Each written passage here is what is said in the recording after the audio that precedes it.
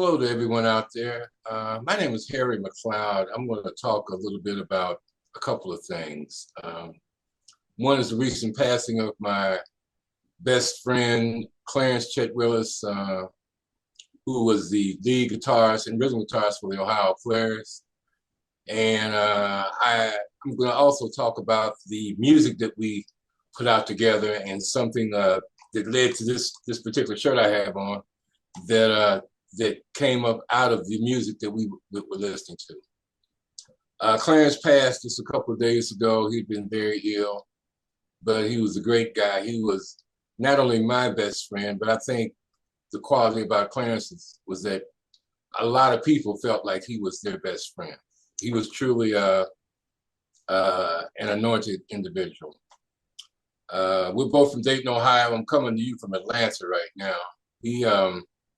We actually were in kindergarten with each other. So I guess from both of our point of view, we are each other's oldest friend, if not the best friend. Clarence he played guitar the way that he taught me how to play guitar, as a matter of fact. Now, the thing that's very ironic about Clarence's passing, this is Friday, he passed this past Tuesday, March the 25th. That also marked the 52nd anniversary of my mother's passing on March 25th in 1973. And the reason that is so ironic that Clarence passed that day is that my mother bought me my first guitar, but Clarence was the one who taught me to play it. So I will always remember that coincidence.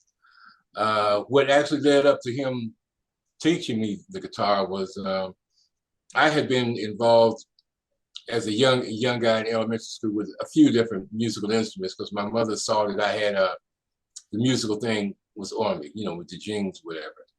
So I played violin, I played the banjo, I played like a little piano you could sit in your lap. And all those things were good. But then when I was 13, as a lot of families, especially Black families did, we were looking at the Ed Sullivan Show in 1963 in June. And that's when the British invasion started. By that, I mean, the Beatles came on Ed Sullivan and they were on there for 3 straight Sundays. Now, after they were on there, not only was I mesmerized by their music and, they took America by storm, but I was also mesmerized by the audience reaction, I guess particularly the ladies. I mean, they were going crazy. I'd never seen any kind of reaction like that before. I don't think maybe America had. But I mean, they was crying and tearing their hair out and everything. But the music was very good. So after that, I was sort of convinced I wanted to be a guitar player. Now, what happened was that Clarence was somebody who Clarence was one of his earliest gifts was that he could cut hair, and he cut the hair for a lot of the guys in my freshman class at Roosevelt High School. And I remember in going down to Clarence's house that there was always a guitar leaning up in the corner. I just never really asked him about it, but I knew it had something to do with his father. So one day when I went down there to get my hair cut, I said, man, what's up with that guitar? He says, well, I play for my father's gospel group. My father's the lead singer for a gospel group. And there's only one instrument, and that's me. He said, but the arrangement that I have with the group, with the singing group, is that just to make myself always available to them when they need me. But if I wanted to use it for any other purpose, play in a band or whatever, it's good. That's why he had the guitar at home. So I said, listen, man, I want to learn how to play the guitar. Because I knew I already had some skills, but I needed him to fine tune it. So he showed me 3 songs. One of the songs was Louie Louie. A lot of you old heads might know that. But that was a killer song back in the day. And from there, I started, because of my ukulele experience, and then even the violin being a stringed instrument, I caught on pretty quickly. And that's what started me playing. So, you take that on, then we went into high school. Like I said, I was a freshman at that point. And I really advanced pretty fast on my instrument. Now, also what was going on in our city, you had three major black high schools: Roosevelt High School, Nettie Lee Roth High School, and Paul Laurence Dunbar High School. Predominantly black population. And every spring, the three of them would alternate, when they would hold this affair, but they all had talent shows. And so that talent show was equivalent to like a night at the Apollo or something like that. So, you had a lot of musicians that were like myself, in high school. I mean, it was not a rare occurrence for you to go down. You could go to any neighborhood on the west side. That's where most of the blacks live in Dayton. And to hear some little band playing in a garage. I mean, with the door wide open, garage door open, doing their thing, So it was that kind of environment. There's iron sharpened iron. We were all very competitive. It was just as competitive, but in a friendlier way than sports, to be honest. And one of the things about that in high school, musicians were looked upon just like sports stars. And so, I played intramural sports. I mean, sports in the neighborhood, but as far as getting going out for a team or anything, there wasn't nothing to me that matched playing in a band. And that's the way a lot of guys feel. I mean, even to this day, you got people like Lakeside. They were probably in some of the shows, although they're younger. I mean, it was just a whole lot of going on musically. So then, like I say, that was high school. So then Clarence, when we went to college, Clarence went to UD. We both graduated in June of 1968. And I went actually to Morehouse, and I'm in Atlanta. So it's coincidental that I'm in Morehouse now. I got a scholarship to Morehouse. My father went to Morehouse. But after I had been in Morehouse for 3 months, my mother became ill with cancer. And so I made the decision to drop the scholarship and go home to be with the family. So that was probably, let's say, in October of 1968. And after sitting around the house for a while, I was getting bored. I said, well, I got to do something. I got to get into a school. So that's why I enrolled in Central State. And I became a freshman in Central State in January of 1969. Now, all through college, Clarence was playing with the Majestics, which was another group. And they were a very popular group in Dayton. And I was playing with just different groups, on the campus. One group I played with was called the Brute Force. They were out of Yellow Springs. And during my freshman year, actually during finals week, we were the opening act for a very popular, at that time, very popular guy that played the flute called Herbie Mann. And he had a hit called Memphis Underground. So all during finals week, I was playing out of town because Herbie was playing the Midwest, because he was playing on a nationwide tour. So he played Indianapolis, Columbus, and 2 or 3 other cities. And, I was getting back to the dorm late at night, 2 or 3 in the morning, studying. And, but I passed on my exam. But anyway, so Clarence and I continued, our friendship. And he played a lot and everything. He played with his groups and I played with my groups. So upon graduation for me in August of 1972, after I had been playing, with various groups, 4 or 5 groups, all during my college tenure, I made the decision upon graduation to join the band that Clarence was. As I mentioned earlier, he was with a band that was called the Majestics, but they had changed their name to the Overnight Low and was kicking much butt. But they were getting ready to add on some members. So I joined them, and my father looked at me like I was crazy because he said, "You mean you just got this degree in business and you get ready to get into a band?" I said, "Daddy, that's what I'm getting ready to do." So, there's a little tension there, but nonetheless, that's what I did. And this band was immensely popular. I mean, we were opening shows we opened up the shows for the Spinners. We opened up for Earth Wind. This is when Earth Wind was on the way up at a couple of different locations. Shy Lights, we were just doing very well. Then I was in that group with Clarence for about maybe 2 or 3 years. And then I left that group and I wanted to do some other things. And then, I was just practicing doing stuff, around the neighborhood, whatever. And then Clarence eventually left. And right about that time, and I think December of 1975, the Ohio Players were looking to expand in much the same way that the Overnight Low was looking to expand when I joined. And so at that time, Clarence had always been real good friends with Sugarfoot. That was one of his guitar mentors. I mean, we used to go over and watch the Players rehearse at Sugarfoot's house when they were doing gigs like, at the top name nightclubs. So they had not even had like a big record at that point. I think Pain was probably their biggest record, and that's when Junie Morrison got with them. Now, Junie Morrison was the one who got with George Clinton and Parliament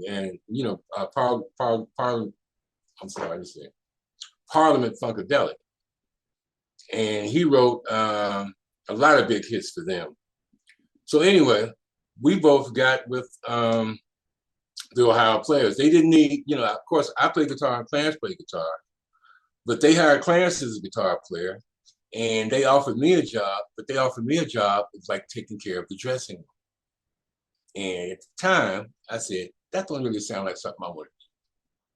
But when I found out that shortly after, they were rehearsing with Clarence and whatnot, and another guy that they joined, that they hired, found out they were on to Europe on their first tour, first European tour, because fire was scorching all over the country, and in fact, all over Europe. So I said, okay, I'll do that dressing room thing, take care of all the uniforms, this and this and that. And I mean, I had a lot of responsibilities, but I must admit that my business degree helped me to administrate and organize a lot of the things that the Players needed done for them in terms of organizational things, because they were really growing at a fantastic rate. So anyway, we went to the French Riviera, Paris, Madrid, Amsterdam, Germany, London. We did it, and I stayed with them for about 3 years. So I went ahead and did after I served time with them, I actually was part of the Ohio Players for maybe 3 different times in my music career, whereas Clarence stayed there until such time as when some dissension came with the band members. Clarence and Diamond and Billy Beck left the Ohio Players, and they formed a group called Shadow. It was on the Electric Asylum Records. At that point, like I said, I was doing all kinds of things. Road manager here, personal manager here. They found me and said, listen, why don't you play rhythm guitar with us? So I did. Recorded an album with them. And that album didn't do a whole lot, but it gave me some exposure. I met a lot of people, and we did some gigs that was, sold out locally. And that was the way that whole thing, So basically, Clarence and I remained, friends. He stayed with the Players, and I went ahead. I got with Fazo. I played rhythm guitar with Fazo. I was the guitar tech for the Commodores. I did a 65 city tour with them. Matter of fact, this is a platinum record that they gave to everybody that was on the tour. It was, a beautiful thing. 65 cities. So I mean, we was rolling. And like I said, I think I might have said that was the road manager for Dayton. But being with all these groups in different capacities gave me a chance to really use my administrative skills. And I really saw the world more often not playing the guitar than really just by being somebody's administrative person to take care of the road manager, things of that nature. And one of the highlights of my career in that capacity was with the Dorian Harewood. Now, a lot of people might have seen Dorian in Full Metal Jacket or the Jesse Owens Story. He's actually he's a great actor, and he was from Jefferson Township. And his older brother, and Ricky Poole, who you all might remember, the popular nightclub called Spunky's. It was out in Jefferson Township during the day. Well, Ricky and Emerson, that was Dorian's brother, they put their money together and formed a record company and started promoting Dorian's voice, because Dorian can actually sing very well. So again, they hired me to be his road manager. It was a promotional tour. We did all the radio stations and the top radio stations in the country. And I mean, at that time we did BET, just interviews, And so then when we got finished doing that, promoting his album, come to find out, they said, listen, we've arranged for Dorian to be the opening act for the Four Tops on their European tour. We couldn't believe it. They told us to pack our bags, get out to the airport, which we did do. And that was a great experience then, because at that particular time, all the Four Tops were alive and doing well. And this is probably about my third or fourth time being in London. But being in London with the Four Tops, it was like, let's say, Motown royalty, as opposed to being there with the Ohio Players. It was like, the Ohio Players was a top and upcoming world-class band, but they weren't like old school, like, let's say, the Motown greats, Barry Cordy and all those people. So anyway, we went over there, and that's where I got a chance to really see what it was like for the European people to really embrace the Motown Black sound, because Black music is extremely popular all through Europe, and in London, they go crazy. They were going crazy for the Four Tops, like the Americans were going crazy for the Beatles when they came over here. So it was a great opportunity for us for Dorian and I. We toured all through Europe with him and went to Scotland and a whole lot of other places. It was really a good thing. So anyway, as the years rolled by, Clarence and I continued to work. I got married, he got married, and we both had studios at home. This is in Dayton. And then Clarence and his wife moved down to Atlanta. So that was like, well, back then there were no cell phones or anything like that. There was really, that's sort of like put our recording together like on hold. So my wife's an actress. She's a very talented actress, has worked with Oprah and, a lot of other people. And she's been a print model and whatnot. We decided at one point that, we might have to leave Dayton ourselves. And that's what we did. We looked at, we figured we had outgrown Dayton. And we looked at New York, we looked at Chicago, we looked at LA, we looked at Atlanta, and I don't know. I don't think we looked at Detroit. But anyway, we decided to come down here to Atlanta because I had family down here. I had gone to school down here briefly with Morehouse, and Clarence had moved down here, and that gave us a chance to really get our recording and songwriting skills back together again.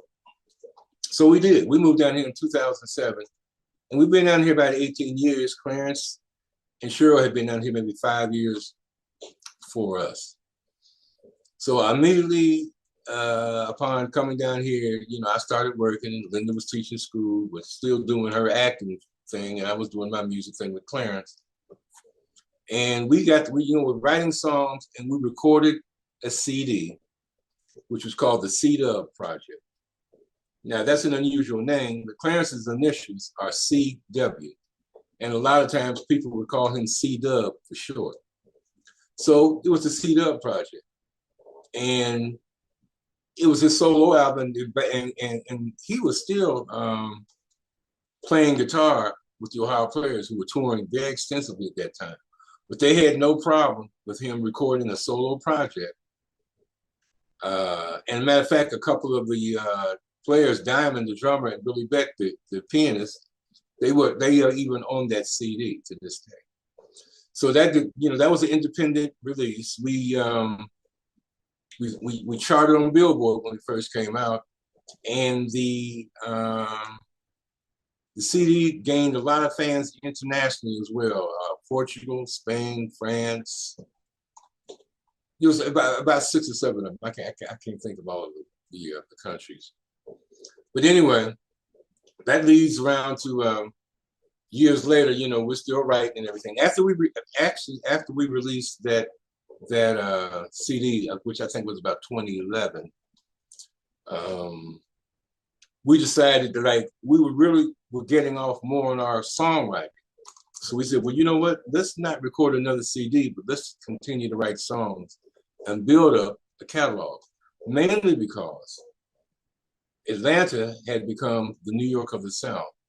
And there were a lot of film and TV companies that were down here. And we figured by being here, we could submit music to them, to a lot of those film and TV productions, and they could hire us. You know, we could lease out our music. So now understand, when I say it's the New York of the South, that means there's a whole lot of people in here in Atlanta doing the same thing. So it wasn't an immediate catch, but we did get a lot of exposure. So one day, about 3 years ago, we're listening to the CD up in Clarence's studio, very nice studio we had. And one of the songs in our CD, matter of fact, this is the CD. I don't know if not you can see that. That's a picture of Clarence right there behind an elephant. And actually, that's when he's a very creative guy. That's a picture that was hanging up in his, a painting is hanging up in his home. I've got some paintings, various paintings of his downstairs in my home. He's a very talented guy. And we were listening to one of the songs on the CD. It's called Tell Me. The song is reminiscent of, like, let's say, a George Clinton Parliament type vibe. A little slower, but it's extremely funky. At least it is to us.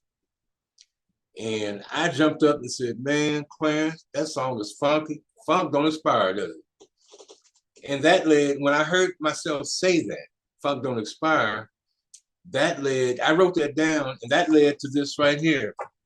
You probably can't see it. Funk don't expire. So that's the company that I have. It's been rolling strong now for about 3 years. I'm selling hoodies and t-shirts in different colors and whatnot. And we've had some international sales. We've had sales all over the country. The sales also in Spain, Italy, and Germany. So that lives on, you know. Clarence and I, like I said, he's been my best friend.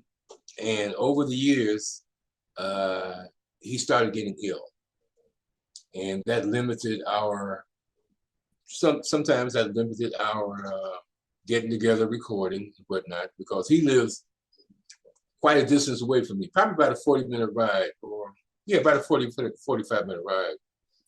But every Saturday when he was not on the road, I was over there recording with him. We were having a grand time, you know, talking about the travels we had, you know, been on and different adventures and things that had happened, you know, because we can go all the way back to kindergarten talking about stuff, you know. So come to find out that as he was getting ill, he had to retire from the Ohio Players. And that happened maybe about a year ago. And as his health continued to go down, it became more of me going over to see him, and we were just talking, and you know, and laughing. Laughter is great for the soul. And you know, I've always had a pretty comedic thing on me, so you know, we were laughing quite a bit, and I was really glad to see him laugh, because the laugh was his laughing was, you know, stopping a lot of the pain that he was going through. So here recently, he just got worse and worse, and he passed away just a few days ago. Matter of fact, his funeral will be 1 week from today in Dayton, Ohio. So he was a beloved individual. That's one thing I have to say about him. He was beloved, and even I'll tell you, he's a member of Kappa Alpha Psi, and so was Carlos Nelson, the owner of this Cascade Media Group, and he has a high regard. He's got his own experiences through just being friends, and also through fraternal things with Clarence. And I don't know, Clarence was just an all-around great guy. Really, I'm going to miss him, but I think his funeral is going to be quite an event because he touched a lot of people's lives all over the country, by traveling, and his friend base is major, and we're just going to miss that guy, So that's basically about everything that's been going on with him. I would like to at this point to talk about the Funk Don't Expire T-shirt. A lot of people who are buying the shirt are really, funk is a very popular genre, should I say, of music. And one thing that I have found is that there are more people of not just Black people, I'll put it like that, appreciate funk. I mean, I get compliments that, especially with Atlanta being an international town, you got all the races here. People really buy into the fact about the funk. And, I had thought at one point probably was maybe just something that was attracted to baby boomers. But you have a lot of young people, rappers especially, that have sampled funk songs and just have an appreciation for the funk. So one of my major aims is to spread the word to all over the country, to all nationalities, and also to Europe, because like I say, I happen to see firsthand for myself the appreciation that the British people especially have for funk music. I mean, they love it. So it's something that can be an international brand, and I'm committed to making that so. Also, I've got a couple of people out on the West Coast who really want to get involved with me because, they just, every time they go somewhere, people see the shirt and they're just enamored with it, I guess, for lack of a better word. So that's about everything I have to say at this point. This is brought to you by Kansas City Business Association, working to improve our community.